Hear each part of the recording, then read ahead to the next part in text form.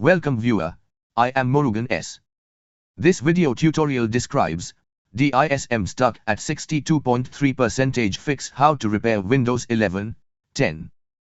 Type CMD in Windows search bar, right-click Run as administrator. Run commands one by one in description.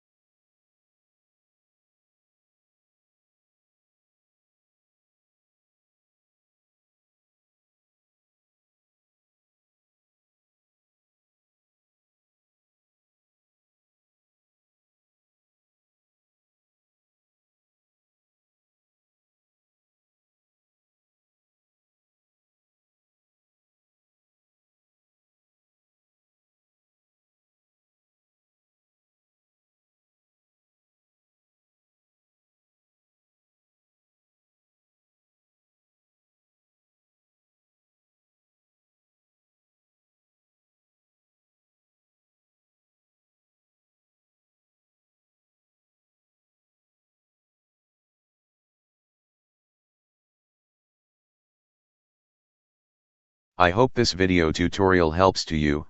Please like, share and don't forget to subscribe my channel. Thank you very much. See you next video.